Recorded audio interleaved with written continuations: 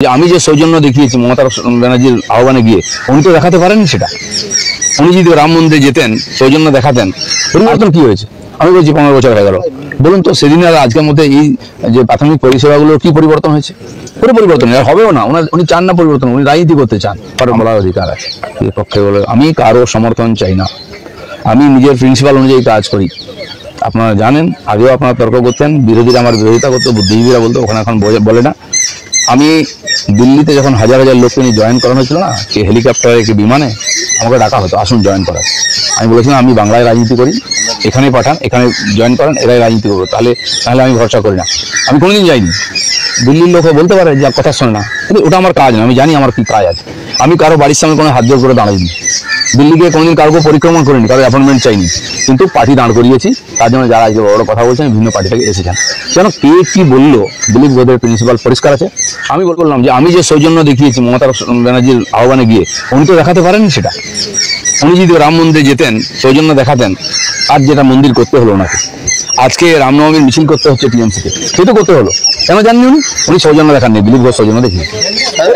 এত ডিটেলস যাওয়ার দরকার। এই যতগুলো ইসলামিক টেরোরিজম অর্গানাইজেশন যাদেরকে পুষে রেখেছে পাকিস্তান, দেখেছেন সবচেয়ে বড় টেররিস্টকে কিরকম পুলিশ আর্মি গার্ড দিয়ে সেফ জায়গায় নিয়ে যাচ্ছে। টিভিতে আমরা দেখলাম আপনাদের চ্যানেলে, বাঁচাবার চেষ্টা এবং জানে যে কার মাথায় কখনো বোমা পড়বে ঠিক নাই। বোমা না মেরেই কত লোককে মেরে দিয়েছে।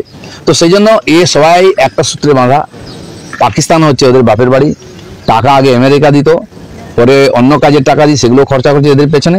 এরা ভেতরে ভেতরে সব এক আছে। দুনিয়াতে ইসলামিক টেরোরিজম শুরু হয়েছে, সেগুলো এক সুতোয় বাঁধা, বিভিন্ন নাম। একটা অর্গানাইজেশনকে ব্যান করে অন্য অর্গানাইজেশন দিয়ে সেই লোকেরা কাজ শুরু করে দেয়।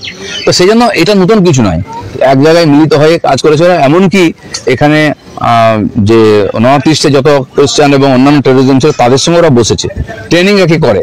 তো ভারতবর্ষ সেই জন্য সবাইকে সমানভাবে লড়াই করছে। নরেন্দ্র মোদীর নেতৃত্বে এই যে সাফাই অভিযান হয়েছে না, না আমি কোনোদিনই ভাবি দিয়েছিলাম। আমি 3 বছর ধরে কোন পলিটিক্যাল কর্মসূচিতে থাকি। আমি আমার কর্মসূচি তৈরি করি, সামাজিক প্রোগ্রামে যাই, ধার্মিক প্রোগ্রামে যাই।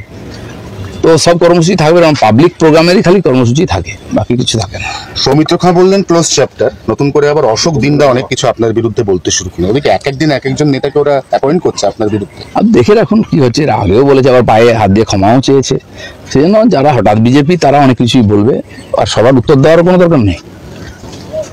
মুখ্যমন্ত্রীর কি এটা কাজ নাকি বাজারে বাজারে সার্ভে করা? তার মন্ত্রী, ডিপার্টমেন্টের অফিসার, পুলিশের লোক, ফায়ার ব্রিগেডের লোক কেন দেখে না? উনি খালি মাইলে নিতে যান গিয়ে সব জায়গায়। আমি বলছি, আপনি মনে করুন যেদিন মুখ্যমন্ত্রী হয়েছিলেন উনি 1 মাসের মধ্যে সমস্ত হসপিটাল ঘুরে ফেলেছিলেন। হসপিটাল দালাল রাজ, ওষুধ বিক্রি, আরজি করার মতো ঘটনা কি বন্ধ হয়েছে? হচ্ছে তো। উনি পলিটিক্যাল গিমিক করেন, দেখিয়ে দিলেন আমি বিরাট কিছু, আর আপনারা ওটা নিয়ে ব্যস্ত থাকেন। এই বলেছেন মুখ্যমন্ত্রী, এই গেছেন, ছবি দেখান। পরিবর্তন কি হয়েছে? আমি বলছি 15 বছর হয়ে গেল। বলুন তো সেদিন আর আজকের মধ্যে এই যে প্রাথমিক পরিষেবাগুলো কি পরিবর্তন হয়েছে? পুরো পরিবর্তন আর হবেও না। উনি চান না পরিবর্তন, উনি রাজনীতি করতে চান। আমরা তারই বিরোধিতা করি।